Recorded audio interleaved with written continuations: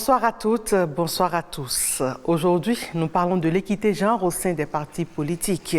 Parvenir à l'égalité des sexes en tout point fait partie des objectifs de développement durable décrétés par les Nations Unies. Mais en politique, la chose semble quasiment impossible, tant les États, notamment en Afrique et plus particulièrement au Bénin, peinent à prendre le pas. Faut-il simplement conclure que l'équité genre en politique est une utopie? Boulevard des femmes vous propose ce soir des réflexions sur la question avec un acteur politique qui est notre invité fil rouge, mais aussi des observateurs avertis du monde politique au Bénin, et ce sera dans notre rubrique pour les femmes. Notre femme en vogue du jour est une béninoise qui s'intéresse à la nature et à la science.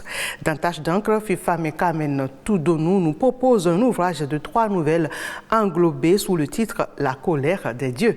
Comment vous débarrasser de votre vernis à ongles sans dissolvant? C'est notre astuce du jour et on ne manquera pas la dose de coquine et taquine pour finir dans le rire. Et c'est parti avec fil rouge.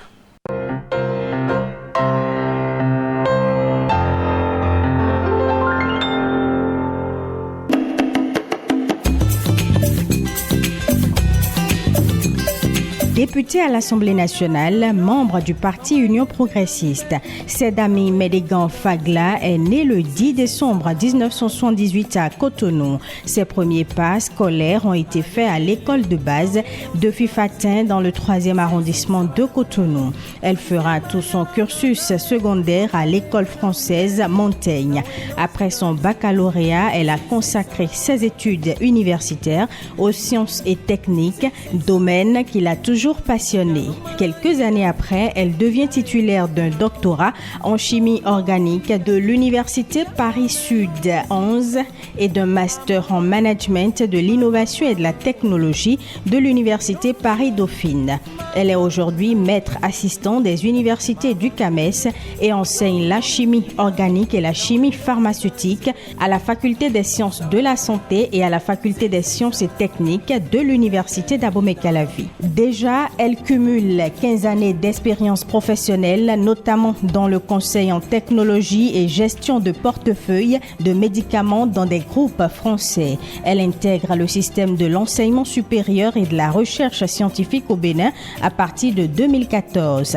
Dans ses nouvelles fonctions de parlementaire, tant à l'Assemblée nationale du Bénin qu'au Parlement régional de la CEDEAO, Sedami Medegan Fagla fait partie des femmes politiques les plus engagées de l'Afrique de l'Ouest. Députée au Parlement panafricain, elle est également vice-présidente de la section béninoise de l'Assemblée parlementaire de la francophonie. Très engagée sur les questions relatives aux violences faites aux femmes, la mère de famille pratique les arts martiaux mixtes, la natation, le roller. Elle est aussi passionnée de lecture et de cinéma.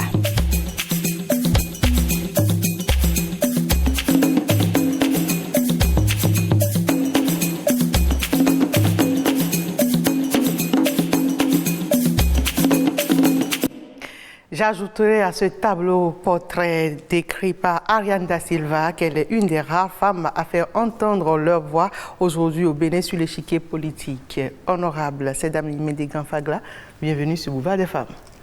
Merci Ghislaine. C'est un honneur pour Mirabel, Saint-Iche, moi-même Ghislaine et toute l'équipe de réalisation de vous recevoir sur ce plateau. C'est un honneur partagé, vous voyez mon sourire, donc n'est-ce pas, il vient du fond du cœur. Bonsoir. Bonsoir. Soyez la bienvenue. Merci et merci à vous de m'avoir invité, de m'avoir convié sur votre plateau également. C'est un plaisir. Honorable Sedami, votre posture actuelle dans le milieu politique de notre pays force l'admiration. Alors dites-nous, comment vous y êtes parvenu? Alors, je vous remercie déjà pour cette appréciation, mais je ne suis pas parvenue, en fait, tout ça ce n'est pas le fruit d'un calcul en réalité, donc je ne peux pas vous dire que j'y suis parvenue parce que, non. Vraiment, je suis rentrée en politique, j'ai décidé de faire de la politique parce que j'ai des convictions à exprimer, j'ai une vision de mon pays que je veux voir se développer dans nos différentes communautés. Et donc, c'est le besoin plutôt de participer à ça qui me fait faire de la politique. C'est cette envie de participer au débat qui nous concerne tous, de prendre des décisions qui concernent les femmes, les enfants, qui concernent en réalité toutes les structures sociales de notre société. Donc c'est cette envie qui m'a fait venir en politique. Donc je ne peux pas dire que j'y suis parvenue parce que ce qui est certain, c'est qu'il faut aimer travailler. Il faut aimer travailler. Moi, je m'intéresse à tout. Je n'ai peur d'aucune tâche dans mon parti politique. D'ailleurs, plus on peut m'en confier, plus je suis contente. Et même si mon agenda est parfois, du coup, très, très difficile à cause de ça, parce que les choses se chevauchent, je mets toujours un point d'honneur à respecter l'ensemble de mes engagements. Alors, c'est un parcours exceptionnel, hein? Jeune dame, mère de famille. Comment vous vivez cette notoriété que votre statut vous confère d'abord au sein de l'Assemblée nationale, puisque vous êtes député, entre vous et vos collègues, comment est-ce que vous vivez ça? Et puis au sein de la société, en passant par votre famille, bien sûr. Alors d'abord, moi je ne vois pas la notoriété en réalité. C'est ça, c'est peut-être ça. Je suis très détachée par rapport aux questions de notoriété. Je ne suis pas la poète pour avoir de la notoriété. En fait, pour moi, c'est une conséquence de la chose. Ça fait partie des contingences de la chose. Donc ce n'est pas ça qui m'importe. C'est pas le fait d'avoir une certaine notoriété. Par contre, avec mes collègues, j'ai des rapports mais vraiment formidables. Moi, mes collègues sont mes amis. C'est tous mes fofos, mes tontons. Vraiment, si j'en connais un, s'il y en a un qui est ami à ma famille, je vais l'appeler tonton. Si c'est pas ça, je vais l'appeler Fofo. C'est tous mes amis. J'ai des rapports, mais vraiment fraternels. Avec les dames aussi? Avec les dames aussi, c'est mes dadas en général. Donc, non, j'ai des rapports vraiment, vraiment agréables. Avec mes collègues, moi je le vis bien, je me sens hyper bien dans cette communauté-là, mais vraiment, je me sens très très bien, je me sens protégée, je me sens en sécurité dans la communauté politique. Et dans ma famille, je suis soutenue par ma famille, par mes parents, par mes frères, et c'est vrai que c'est réconfortant. Ils soutiennent toutes les actions que j'entreprends, on a les mêmes opinions de toute façon, je trouve que nous avons une famille j'ai une famille qui a ses convictions. Et on est en totale symbiose, donc vraiment sur ça. Donc j'exprime les convictions de la famille en général. Donc ça se passe très bien. Combien d'années déjà que vous évoluez dans le monde politique? On va dire qu'en 2015, j'ai fait campagne pour le candidat Talon. En fait, c'est à ce moment-là que j'ai décidé d'y aller réellement. Je me suis beaucoup impliquée dans la campagne du candidat Talon. Et après, le besoin de faire plus s'est fait sentir. J'ai compris d'abord qu'on ne peut pas faire de la politique en restant hors des systèmes, en n'appartenant pas au parti politique. Donc c'est là où j'ai décidé de m'engager à l'Union fait la Nation à l'époque. MADEP, enfin je me suis engagée au MADEP et le MADEP faisant partie de l'Union fait la Nation. Donc j'ai participé aux travaux de l'Union fait la Nation. Honora, moi j'aimerais savoir, vous êtes femme scientifique, vous êtes une femme politique et vous êtes aussi une femme de famille, une femme à la maison. Comment est-ce que vous arrivez à gérer ces trois mondes différents? Très bien, c'est une question de passion. En réalité, je dis toujours que dans la vie, il faut faire des choses qui nous passionnent. Il faut aimer ce qu'on fait. Et quand on les fait, en réalité, on ne parle pas de gérer. On ne gère pas, c'est parce que c'est ce qui nous passionne. Il y a des moments où, l'une de ces passions va prendre va dévorer votre temps, va prendre plus de place. Et ensuite, il faut juste savoir accorder du temps à toutes ces passions-là et les laisser s'exprimer librement. Donc, la famille, vous savez, lorsque vous êtes une femme, la famille, c'est vos tripes en réalité. Quand on me dit comment vous faites, je dis mais c'est comme si vous me demandez si je mets mes tripes de côté parce que j'aime faire la politique. Non, on porte ces tripes, donc c'est pas, il y a pas de la question se pose pas. Est-ce que c'est pas difficile parce qu'on sait que gérer tout de suite une famille, c'est d'abord une chose difficile. Ouais. Être femme scientifique, être femme politique, il faut être partout à la fois. Alors c'est une question d'organisation. En fait, ce qui est difficile, c'est l'agenda, c'est le chevauchement de certaines activités, des choses en fait. C'est ça qui est difficile. Et il y a des moments où il faut opérer des choix, donner priorité à d'autres, à tel ou tel domaine. Et ensuite, on se rattrape. C'est un jeu d'équilibriste par moment, mais on le fait lorsqu'on apprécie, lorsqu'on aime ce qu'on fait. De la chimie organique à la politique, les réalités ne sont forcément pas les mêmes. Mais ce que je dis, c'est que c'est ça qui fait ma richesse, parce que le monde scientifique est un monde cartésien. Il est vrai que je fais de la chimie organique, c'est ce que je fais, mais à côté, moi, je suis une passionnée de sciences. Je sais tout ce qui se passe. En tout cas, j'adore la physique quantique, j'adore la cosmologie. Donc, en fait, je suis une femme scientifique. Et en réalité, c'est un monde tellement cartésien où la logique, c'est un monde dominé par une certaine logique. Et à partir de ce moment, je pense que c'est ça qui fait ma différence en politique. Je suis cartésienne, je suis logique, j'ai une vision linéaire des choses en réalité. Pour moi, 1 + 1 = 2. Donc, et je comprends qu'en politique, c'est les rapports humains, tout n'est pas cartésien. Mais je pense que la différence que j'ai, ce que j'apporte de plus, c'est cet esprit-là qui reste ce qu'il est, quoi, parce que je suis scientifique, qui est formaté par ma passion. L'adaptation est-elle aussi facile? Il faut savoir qu'il y a eu des moments de, on va dire, choc de culture. On va dire choc de culture, parce que je les appelais des moments de choc de culture, parce que ce qui paraît évident, ce qui est logique, ce qui est simple, ce qui est... Enfin, peut ne pas l'être pour les acteurs en face de vous. Ce qui fait d'ailleurs que d'aucuns vous tassent de jeune femme arrogante, hautaine, certainement fille à papa, née avec une cuillère en or dans la bouche. Qu'est-ce que tout ça vous fait comme effet quand vous entendez ça? Je pense que c'est parce qu'ils ne me connaissent pas. Et d'ailleurs, lorsque les gens me connaissent, ils se rendent compte que bien souvent qu'ils se sont trompés. Les gens me disent souvent, mais maintenant, moi, je sais pas, ouais, mais voilà, mais dis donc. Il y a aussi, je pense que c'est vrai que tout ça peut donner l'impression qu'il y a une distance avec les gens parce que, bon, effectivement, il y a je pense que c'est un point de vue. C'est parce que dans notre société, les gens ont l'habitude de voir des femmes plutôt... les gens ont l'habitude où on attend une posture de la femme. Et lorsque vous n'êtes pas dans cette posture-là, on vous juge forcément. Je pense que je suis juste victime de ça et que lorsque les gens me connaissent en général, voilà.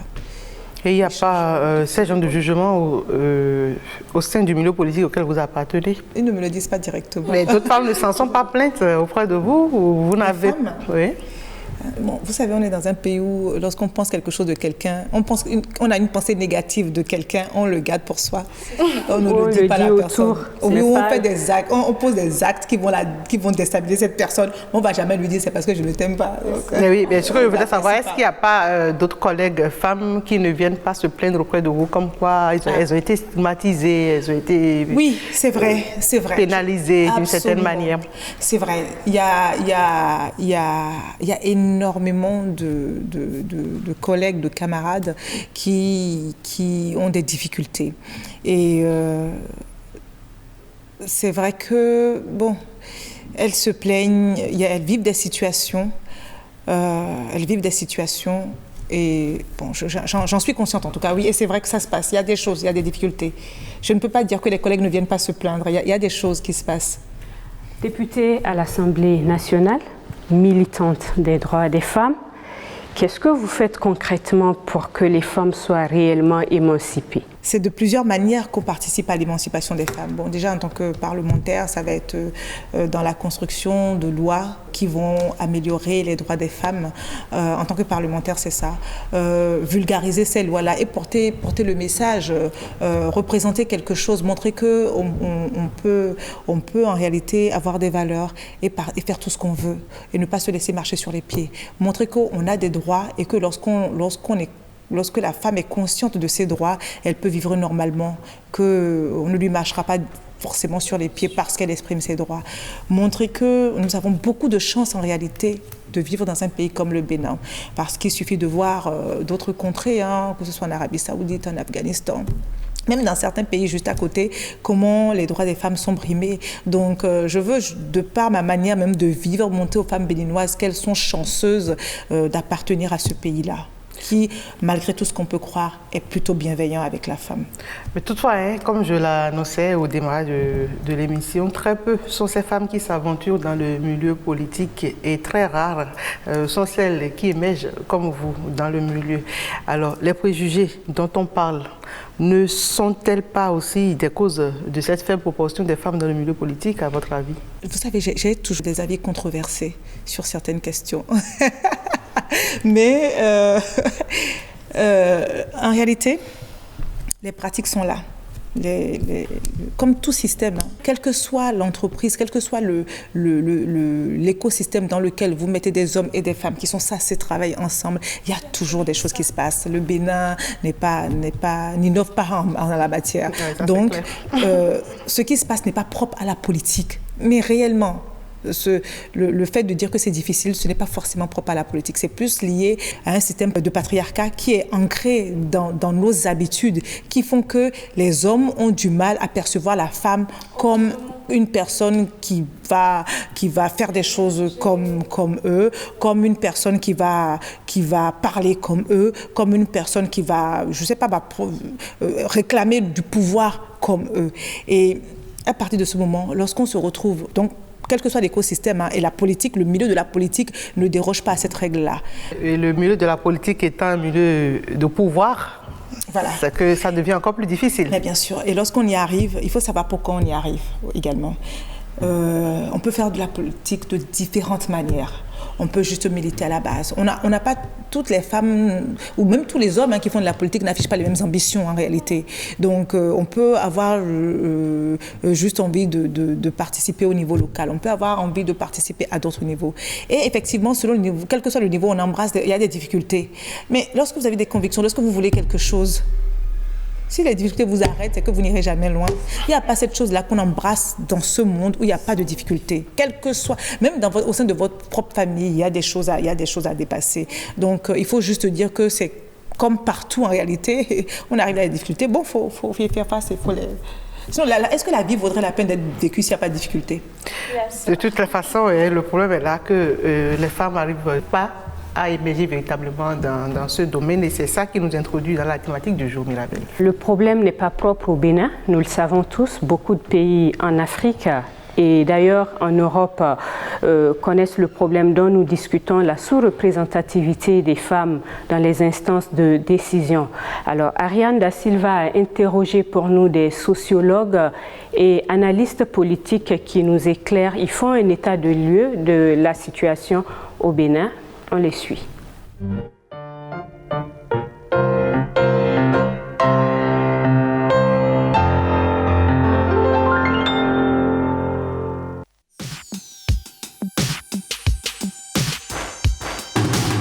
Il y a très peu de femmes dans le contexte béninois qui se sont illustrées en jouant les premiers rôles au sein des partis politiques.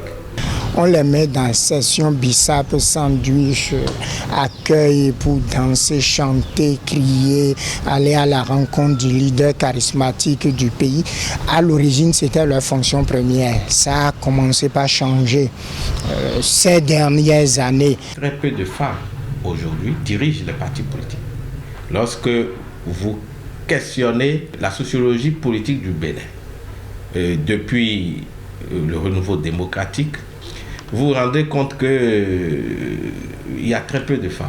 Il y a Rosine Soglo qui a géré un parti, géré un parti politique et qui a fait de son mieux pour faire connaître le parti et ratisser l'âge. Et après, vous verrez Claudine Prudencio qui essaye aussi, vaille que vaille, de tenir.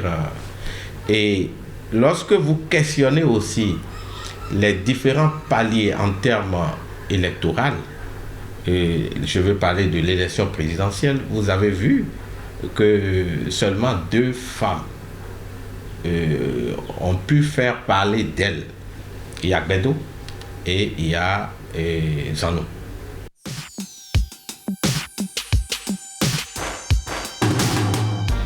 Il y a ce qu'on pourrait appeler les pesanteurs sociologiques parce que il y a encore dans notre contexte ce que j'ai appelé dans l'un de mes ouvrages la résurgence de la phallocratie. C'est-à-dire que les hommes continuent d'avoir une position dominante, aussi bien dans la vie sociale tout court que dans la politique. Il y a donc la masculinisation de la vie sociale et qui va au désavantage et donc des femmes en général. Il y a ce que j'ai dénommé les railleries des femmes contre les femmes elles-mêmes. C'est-à-dire que en questionnant notre société, on se rend aussi compte que les femmes ne sont pas toujours prêtes à accepter que d'autres femmes les dirigent. Une femme en politique, ce n'est jamais sans histoire et ce n'est jamais sans incidence ou je dirais sans impact dans son foyer. Déjà, le simple fait que la femme travaille génère beaucoup de contraintes. Encore plus quand il s'agit de militantisme politique où la femme peut aller à des réunions à des heures induites. Des réunions peuvent prendre fin à 4 heures du matin. Quand il s'agit de décider des positions lors des élections, des réunions de positionnement, une réunion peut durer toute une journée. Et là, il s'agit d'intérêts spécifiques qu'il faut suivre, ce n'est pas facile. Alors à partir de ce moment, une femme qui se retrouve dans cet engrenage, c'est avec un certain nombre de contraintes et ce n'est jamais facile. Ce n'est pas seulement au Bénin, dans tous les pays du monde. Toutes celles qui s'azadent à le faire, in titu personnel et en solo, les dégâts sont énormes dans leur foyer. Dans cet engrenage-là, il lui faut d'abord négocier à la maison, négocier au boulot, négocier avec sa belle famille, négocier avec ses aînés et ensuite négocier avec les dirigeants du parti qui la protègent en ce moment. Et cela, quelque part, explique le faible taux de représentativité des femmes au sein des instances de prise de décision.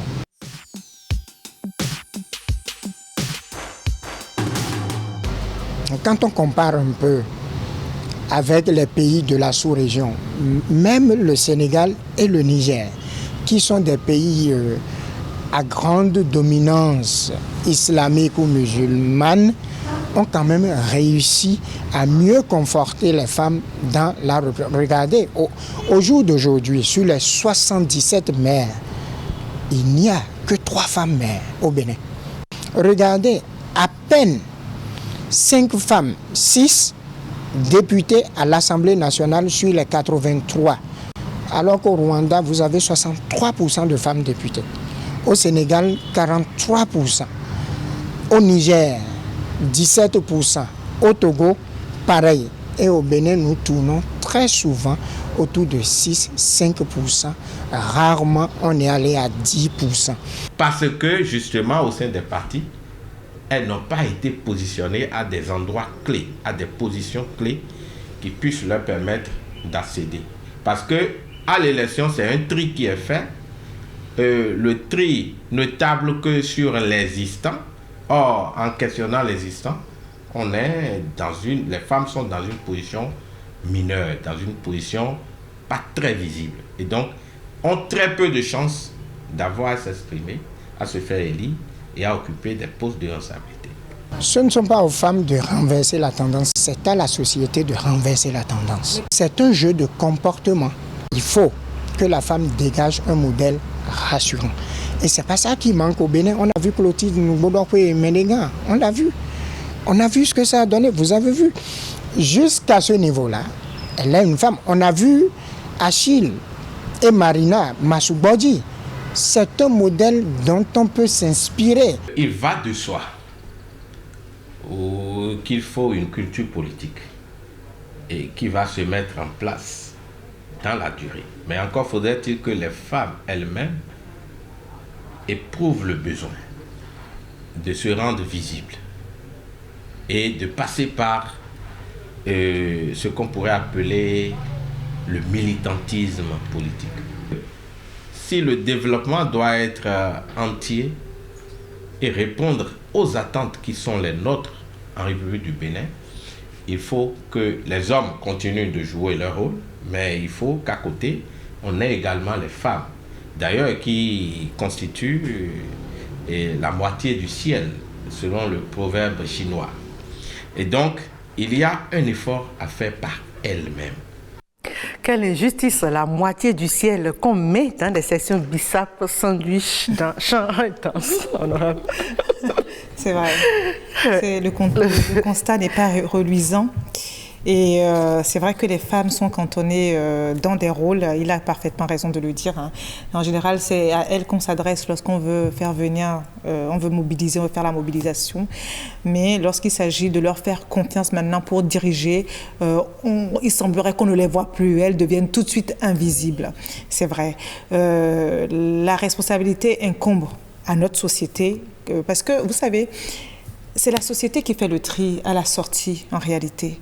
C'est un certain nombre de pratiques de la société qui cantonne la femme dans un rôle qui fait qu'à la sortie, il n'y en a plus assez pour disputer ou pour être assez visible, en fait, pour paraître invisible.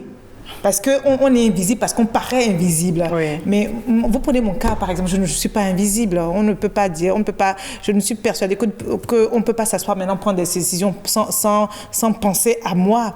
Ce qui fait que, en réalité, c'est parce que j'ai réussi à chasser ces barrières-là. J'ai travaillé contre ces barrières-là. Mais elles sont là et elles frappent la majorité des femmes.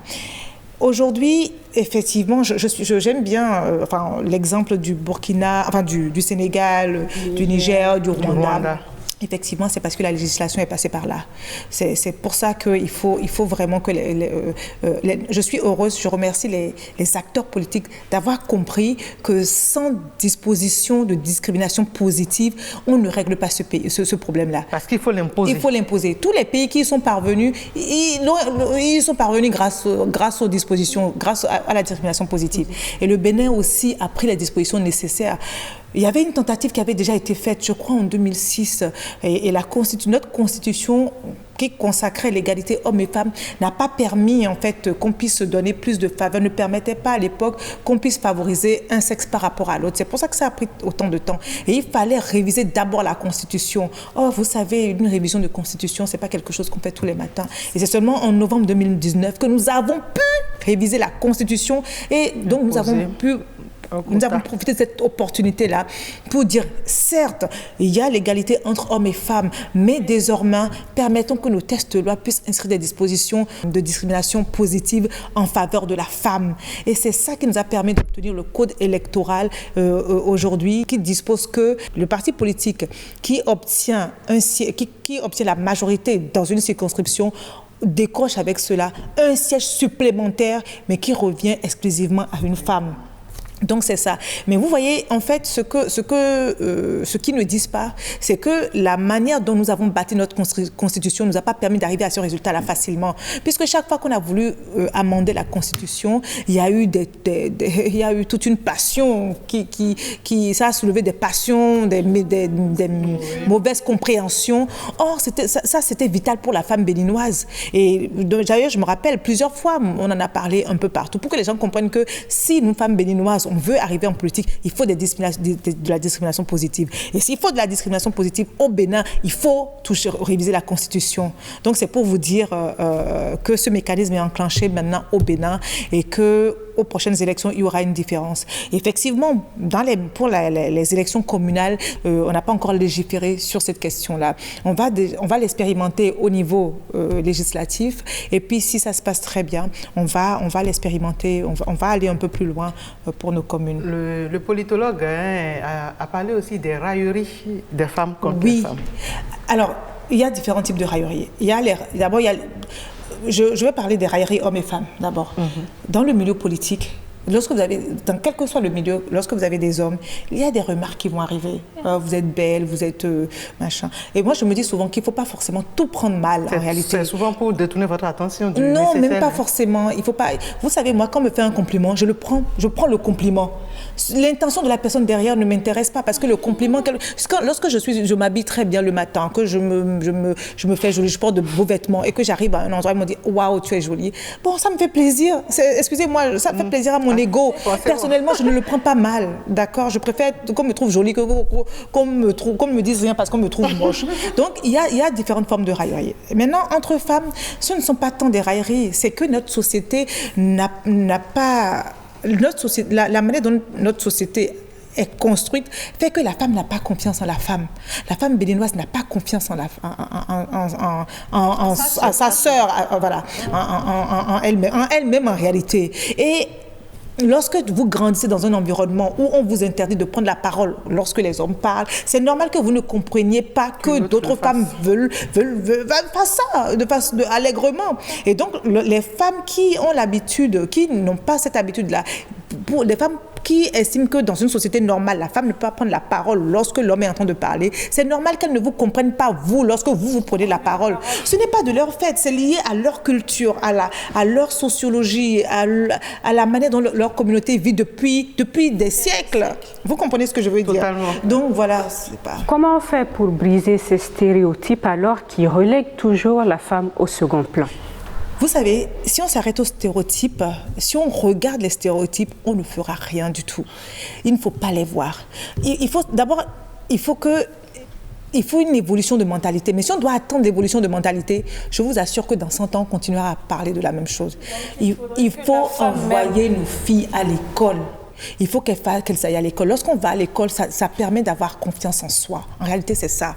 Lorsque la fille a confiance, la femme ou la fille devenue adulte a confiance en elle, elle a peur de rien. Aujourd'hui, vous avez des femmes médecins, des femmes avocates, des femmes juges, des femmes...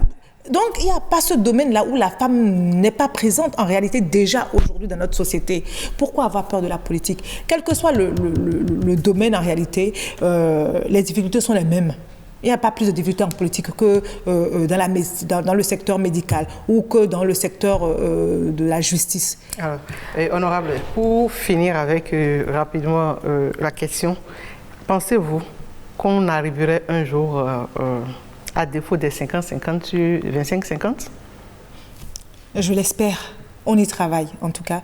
Il faut savoir que les acteurs politiques ont pris conscience de cela. Tout le monde sait aujourd'hui qu'on ne peut pas développer notre pays, notre continent sans la femme. Parce qu'on est persuadé, on sait aujourd'hui que la femme... si, par exemple, moi je me dis, je regarde les conflits que nous avons, les conflits, le terrorisme, l'insécurité. Les femmes ont peut-être un rôle à jouer pour la lutte contre l'insécurité, contre le terrorisme. On sait aujourd'hui que la femme a un rôle capital dans le développement parce que ce sont les femmes qui éduquent les enfants, ce sont les femmes qui nourrissent les enfants, ce sont les femmes qui envoient les enfants à l'école. Et à partir du moment où cette conscience collective est prise par les politiques, je pense que dans le temps, la mutation va se faire. Déjà, je vais vous dire quelque chose. Dans nos tests, dans nos statuts, dans nos tests, toutes les instances de décision, qu'elles soient des instances de base, que ce soit des instances de nos structures de base ou jusqu'en haut, doivent réserver 30% de place à la femme. Et nous allons y veiller.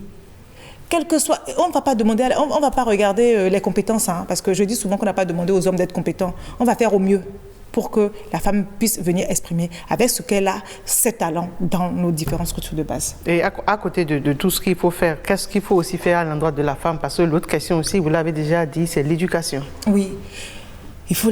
En fait, il n'y a pas de remède miracle. Parce que lorsqu'une femme n'est pas prête, lorsqu'elle n'a pas été éduquée, élevée pour tout défoncer, elle ne va pas le faire.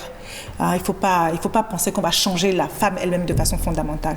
Par contre, il faut un écosystème, il faut un environnement rassurant qui permette à la femme qui a la volonté de le faire, de venir s'exprimer. C'est surtout ça. Et de plus en plus de modèles. Parce que là, maintenant, je pense que le fait de voir qu'une femme est vice-présidente de la République au Bénin, beaucoup de jeunes, beaucoup de filles, de par ce modèle,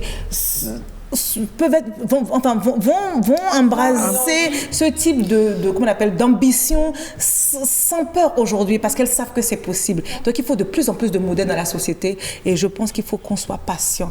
Il y a que les sociétés nordiques de l'Europe du Nord qui ont réussi à résoudre ces questions-là, mais au prix également de réformes qu'elles ont débuté depuis des décennies. Ce n'est pas maintenant que ça a commencé. Donc, il faut se donner le temps et puis continuer à poser les barrières, les œillères pour qu'on puisse aller vers cet objectif commun. Est-ce qu'il ne faut pas développer aussi des programmes de mentorat comme ça s'est fait dans d'autres pays pour faciliter l'entrée des femmes? Pourquoi pas? Pourquoi pas? c'est une piste comme une autre. Pourquoi pas? Mais pour moi, lorsqu'on dit mentorat, c'est qu'on dit que la femme n'est pas capable de le faire toute seule aussi en même temps.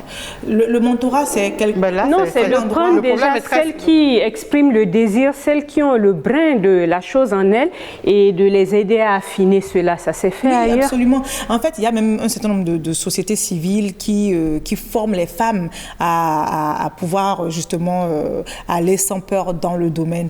Et il y a un travail qui se fait dans ça. Et pourquoi pas? Il y a différentes formes de mentorat. Il y a beaucoup de choses qui se font. Hein. Oui, juste que ce qui fait peut-être peur aussi aux femmes, c'est le sacrifice en dessous. Et le sociologue ou le politologue l'a souligné tout à l'heure. Il y a les heures tardives des réunions politiques qui font que les femmes ont du mal à s'y mettre.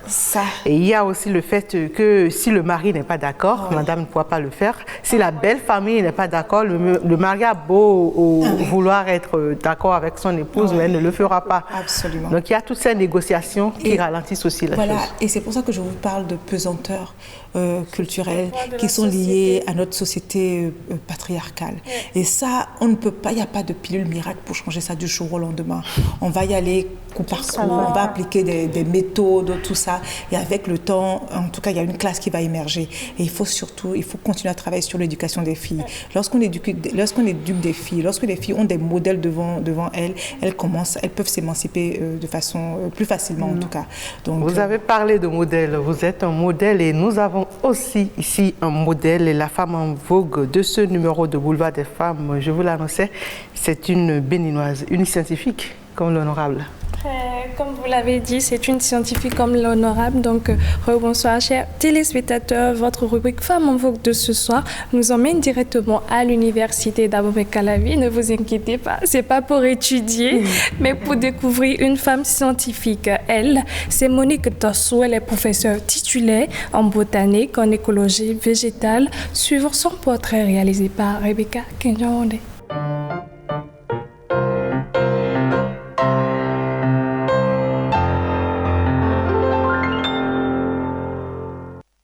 Notre femme en vogue de ce jour, sans vous mentir, m'a charmée avec son aimable sourire et sa simplicité. Simplicité dans l'accueil, mais aussi dans les échanges. Au premier regard, de par sa corpulence, on pourrait facilement la prendre pour une adolescente dans la vingtaine. Mais ne vous y trompez surtout pas, elle a du chemin au compteur. Monique Tossou Akwaïnou est une quinquagénaire. Elle est enseignante-chercheur à l'université d'Abomey-Calavi et professeure titulaire en botanique. Et oui, c'est une passionnée des sciences naturelles. Monique a obtenu son bac D en 1989. Elle a fait ses études secondaires et une partie de ses études universitaires en Côte d'Ivoire. Mais avec les problèmes de multipartisme en 1995-94, j'ai dû quitter la Côte d'Ivoire et je suis rentrée au pays. Et là, j'ai repris la licence. Et après 2 ans, j'ai eu la maîtrise, même s'il y a eu une année blanche à un moment donné. Et après la maîtrise, j'ai enseigné un peu au secondaire. C'était un peu difficile. Et j'ai eu la chance de pouvoir continuer les études. Donc je suis allée à Lomé faire le DEA, le diplôme d'études approfondies en botanique appliquée. Et en 98, j'ai terminé avec le DEA et puis grâce à une bourse DAD, une bourse allemande, j'ai pu faire donc la thèse, toujours à Lomé. Malgré son amour pour les sciences naturelles, notre professeur nous confie être allé à l'enseignement par contrainte. Après la maîtrise, il n'y avait que ça pour ceux qui font les sciences naturelles. Et donc je me suis lancée dans l'enseignement. À l'université déjà, je voyais quand même les enseignants, comment ils dispensaient leurs cours. Et surtout, j'ai eu des enseignants vraiment très bons quand je suis venue ici en année de licence. et qui maîtrisaient vraiment leur domaine. Donc ça m'a beaucoup intéressée. Puis un jour dans la cour, j'ai dit à une promotionnaire, moi je vais continuer les études et il faut que je devienne aussi enseignante à l'université. Et c'est comme ça que c'est parti.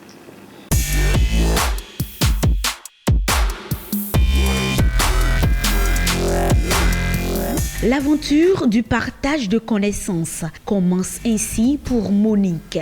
Une aventure qui dure depuis 18 années déjà. À ce jour, elle est la seule femme enseignante au laboratoire de botanique et écologie végétale. La collaboration avec ses collègues hommes se passe plutôt bien.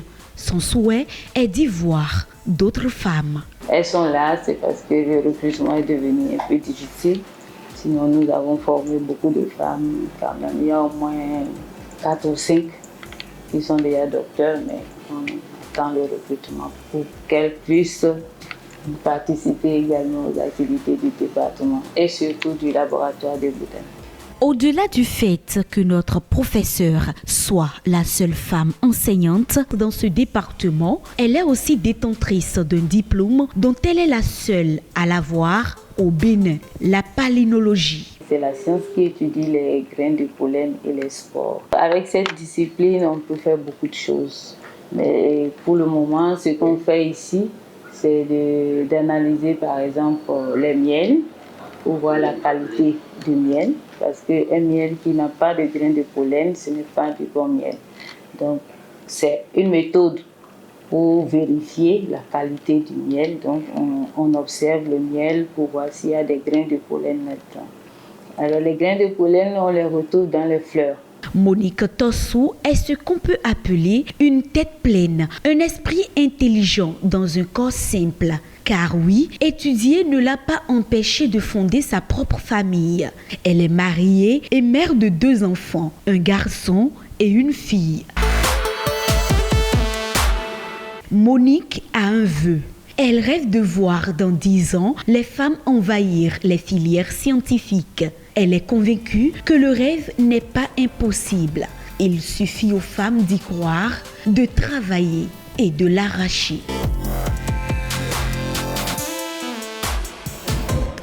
Travailler, ne pas voir les stéréotypes. C'est ce que l'honorable disait tout à l'heure. Oui, c'est ça. C'est travailler et puis... je ne veux pas dire de mots, ne pas voir les stéréotypes. Voilà, il ne faut pas s'arrêter aux stéréotypes. Si on s'arrête aux stéréotypes, on ne va rien faire. Il faut pas moi, je ne les vois pas. Je les sens autour de moi, je les entends, mais je ne m'y arrête tellement pas. Je ne leur accorde pas la place que certaines personnes leur accordent. C'est peut-être pour ça que, ils ne peuvent pas envahir mon espace. C'est pour ça. Et voilà, comme on l'a vu tout à l'heure, on l'a aussi remarqué, elle a d'ailleurs souligné, il n'y a pas assez de femmes scientifiques. Les femmes ont peur souvent de rentrer dans ce domaine-là. Il faut encourager les femmes à le faire, à étudier les plantes, à étudier autre chose, à être une femme scientifique. Je te voyais comme une femme scientifique, mais qu'est-ce que tu es venue faire auprès du micro, de la caméra et tout là? Je ne sais pas comment ça s'est passé, mais scientifique, je n'étais pas vraiment prédestinée, il faut le dire, parce que à la base, j'étais beaucoup littéraire, même les séries dans lesquelles j'ai évolué. Par contre, j'admire bien les femmes qui évoluent dans ce monde. À voir le parcours de Monique tout à l'heure, j'étais beaucoup impressionnée. Tu aurais pu faire la science et nous faire du chocolat, aller produire du chocolat comme tu l'aimes bien. Hein. Mais c'est pas encore tard, tout est... Oui, on peut toujours... Ou ta retraite après le TV peut-être. C'est possible. On peut toujours se définir de nouveaux objectifs, il n'est jamais trop tard. Yes. Bien, nous allons évoluer. Cette fois-ci, nous allons faire un peu de littérature. Et c'est avec La colère des dieux, un recueil de poèmes signé Robert Edjamian que nous propose en lecture ce jour Carmen Toudonou. C'est dans Tache d'encre.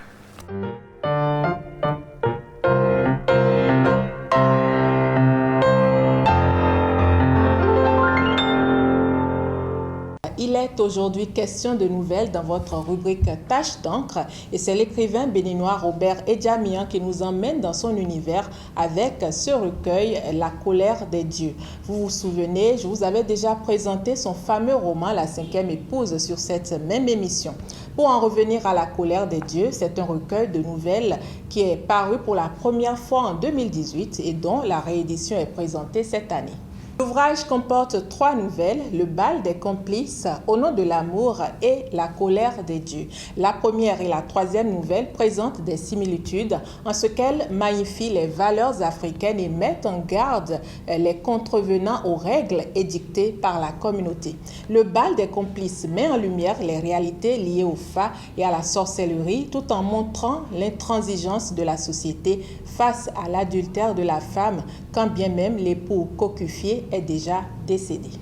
Quant à la nouvelle La colère des dieux que l'on pourrait encore baptiser Les morts ne sont pas morts, elle montre la terrible vengeance de Agossou, tué par son cousin et qui reviendra d'entre les morts pour emporter avec lui et son meurtrier et son complice. Dans la nouvelle Au nom de l'amour, par contre, il n'est pas question de tradition, mais plutôt des préjugés qui pèsent sur la femme stérile en Afrique, quand bien même c'est son mari qui est coupable du manque d'enfants dans le couple. Il faut dire que Monique, l'héroïne de cette nouvelle, trouvera une façon plutôt originale de transcender ces préjugés, une solution que vous découvrirez sûrement en lisant le recueil. On se quitte d'ailleurs avec un extrait du livre pour vous en donner un avant-goût. Nous sommes page 41-43. « Femme, que caches-tu dans le ventre ?» cria Don Pengan de son air furieux en toisant à Louba qui lui répondit de sa plus belle et douce voix. Rien d'autre à part mes intestins.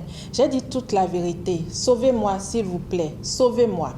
À peine avait-elle fini de dire sa dernière phrase que, sous l'effet d'une force invisible, elle se projeta à terre, suppliant Zinsou de ne pas la frapper et qu'elle ne recommencerait pas. Don Pengan et tous les notables réunis paraissaient dépassés par la tournure des événements. Sur l'ordre du chef des notables, elle se releva et se remit sur ses genoux en baissant honteusement la tête. « Femme, intervint le Bokono, assis à la droite du chef des notables. Si tu veux être sauvée, tu devras dire toute la vérité. Tu déclares n'avoir dans ton ventre que tes intestins, mais Zinsou, lui, peut voir tout ce que tu caches dans ce ventre pourri. J'en ai fini, dit-il en regardant le chef. Ainsi, la tête toujours baissée et d'une voix hésitante, Alouba décida enfin d'admettre son forfait. Il m'a convaincu que je lui revenais de droit et qu'il n'y aura pas de problème. Et de temps en temps, il venait dans ma chambre. Comme piqué par une abeille, Don Pengan se redressa aussitôt en s'écriant « De qui parles-tu, femme? Qui vient coucher avec toi dans ta chambre ?» Cette femme devient folle, ajouta-t-il en se tournant vers le chef. Alouba leva doucement la tête, le visage ruisselant de sueur et de larmes, puis fixant le ciel, elle cria de toutes ses forces. C'est Sago, le jeune frère de mon mari. Voilà, mesdames, messieurs, on se retrouve très vite et très prochainement pour un nouveau numéro de Tache d'encre. La colère des dieux, comme quoi nos rites et cultures sont toujours exigeantes. Hein? Toujours. Ben, vous l'avez remarqué, hein, nous sommes rejoints sur ce plateau par la dame astucieuse de Boulevard des Femmes. Elle s'appelle Yasmine Damata. Et je dis bonsoir à nos téléspectateurs. Bonsoir Mirabel. Bonsoir. Bonsoir à notre honorable. Bonsoir. Là, elle est venue avec tout un arsenal hein, pour nous dire que nous ne savons pas entretenir nos ongles. Et puis quoi encore? Quand vous dévoilez tout, attendez. D'accord. Le jingle.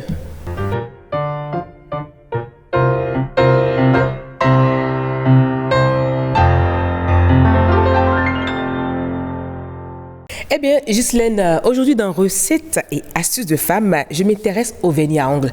Je vais d'abord demander à notre honorable, est-ce qu'il lui est déjà arrivé de mettre un vernis qui s'est gratté et qu'elle a une sortie et doit aller par exemple pour un rendez-vous? Comment vous faites? Je mets tout en œuvre pour trouver un dissolvant et l'enlever. et j'ai une meilleure solution, j'en mets plus. Tranquille, hein? Ouais, c'est trop facile. Ghislaine? Bon, j'avoue que je n'en mets plus parce que c'est difficile. Mais quand vous en mettez... Tu mets et puis après ça commence à se gratter, à s'effriter de côté à côté. Bon, avant quand j'en mettais, que ça commence à s'effriter, que je me roule dans un milieu où je veux être, je commence par faire comme ça. C'est ça, les rongeurs. Voilà. Donc c'est ce que je fais. Voilà. Mirabel. Moi j'ai une solution assez facile. Je me sers juste du second doigt de l'ongle et je me mets à gratter proprement le... Ah oui, et là, puis ça marche. Hein? Mieux. Ça marche. Parce que les dents là, vous essayez de... Non, je crache après. Vous savez, vu que tout est parti. Vous savez, oui, c'est pour ça que je n'aime plus en mettre parce que ça a un mauvais goût en fait. Ça a un mauvais goût. Et en dehors de ça, une solution aussi simple. Je préfère laisser les ongles blancs. On se sert d'une lame Et on gratte la surface. Mais là, au risque de se blesser parfois quand on n'est pas prudent. Et parfois, on a des ongles sensibles. Moi, j'ai des ongles sensibles. Exactement. Si je gratte, ça va me... Oh. Ça peut faire... Moi, il m'arrive de faire Bon, la solution, elle est déjà trouvée. Vous n'avez pas de dissolvant. Vous avez une sortie et votre vernis s'est gratté. C'est simple. Je vous propose 2 astuces ce soir. Il y a le vernis. On se dit déjà, le vernis, pour faire partie du vernis, oui, c'est plus facile. Il vous suffit juste de mettre une couche de vernis. Je vais essayer pour que les téléspectateurs puissent voir comment ça se passe. Voilà. En fait, ça devient épais. Vous laissez le vernis faire son effet. C'est vrai que je ne pourrais pas attendre que ça puisse faire son effet sur ce plateau. Au risque que la réalisatrice me dise de descendre. Voilà. Vous prenez un coton ou une serviette. Vous faites juste ceci. Ah, mais c'est inimaginable. Voilà, ça commence. C'est pas vrai. C'est passé. Bon, j'ai pas attendu, mais vous attendez le temps qu'il faut, puis vous enlevez avec le coton. Le temps que le nouveau vernis imbibe de l'ancien. Voilà. Et puis là, on pourra enlever les deux ensemble. Oui, voilà. La deuxième astuce, aussi simple, c'est du gel hydroalcoolique. Oui, on est en période de pandémie. On doit l'avoir régulièrement maintenant à cause du coronavirus. Donc, le dissolvant, on l'a déjà dans notre sac. Ça contient de l'alcool. C'est le dénominateur commun du gel hydroalcoolique et du dissolvant, l'alcool. Il vous suffit également de faire le même exercice. Là, vous imbibez votre coton. Bon, je prends un autre coton pour qu'on ne me dise pas que Yasmine, elle a utilisé le même vernis et elle nous dit qu'elle a enlevé son vernis. Voilà.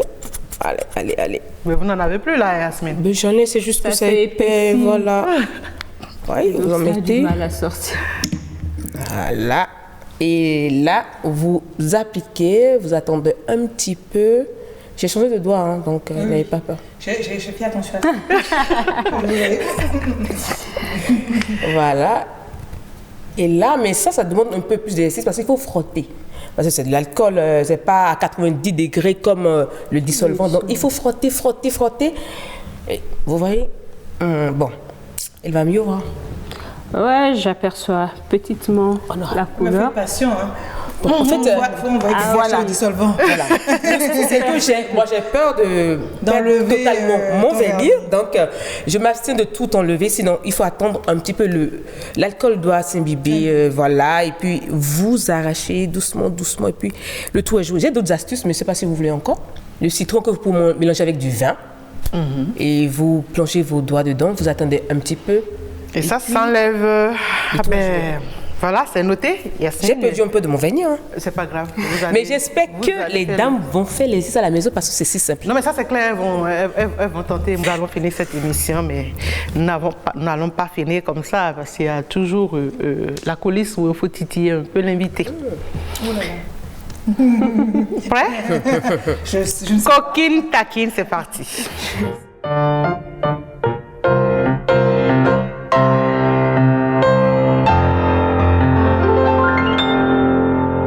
Alors, honorable, là, nous allons dégamer un peu.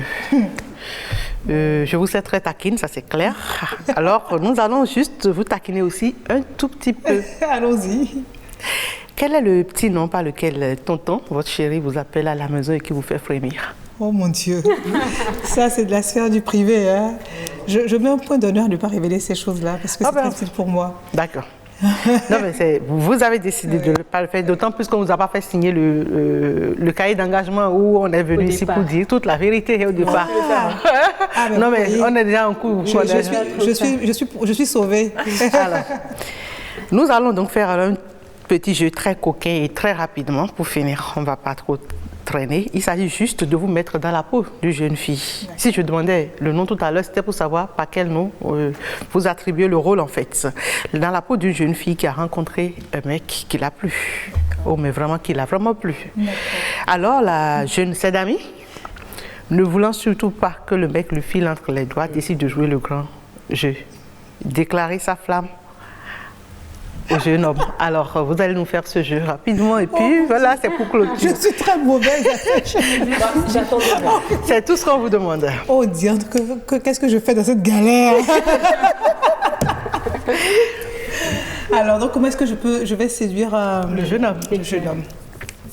quels sont les mots que je vais lui dire pour le convaincre. Vous savez, dans ma culture, je suis originaire d'Abomey et je suis princesse et ce sont les hommes qui nous draguent. Oui, mais la société a évolué. On est en 2021 là. On est en 2021 là. et les jeunes filles ne font plus cadeau maintenant. Oui, mais j'ai été élevée par un homme tellement il m'a élevée de façon extraordinaire. Mais il y avait une telle dichotomie entre la liberté qu'il me donnait en tant que femme, en tant que tout ce qu'il faisait pour me pousser, et la manière dont il me protégeait de la société, des rapports hommes et femmes en réalité. D'accord, donc faites fi de tout ça et allez-y. Je vais prendre. Oui, Yasmine, le jeune homme, voilà. Yasmine. Oui. Alors. On nomme Yasmine. Quel prénom? André, voilà. Il faut trouver un prénom meilleur. Je te trouve très beau, tu as de beaux yeux. Parce que moi, en fait, c'est d'abord les yeux que je vois. C'est pour ça que je parle des yeux. Il faut qu'il y ait un regard. Donc si la chose se passe dans le regard, tu as des yeux magnifiques.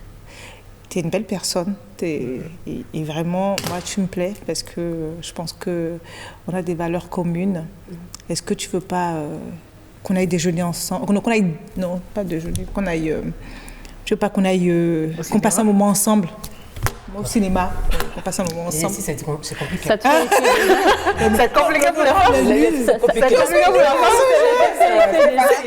En fait, si c'est l'homme qui me drague, oui, c'est plus facile. Et que l'homme me plaît, ce serait plus facile pour moi de répondre. C'est jamais arrivé. Mais que ce soit moi qui drague l'homme, c'est très compliqué. C'est jamais arrivé. Que ce soit moi qui drague l'homme, ah non, jamais. Mais vous n'êtes pas déjà arrivé de draguer votre mari à nouveau, mais donc. Ah, le draguer à nouveau, mais là on est déjà alors bon, dans ce cas, oui, ben c'est les yeux, c'est tu me manques, enfin, je sais même pas. Franchement, vous voyez que je suis perdue.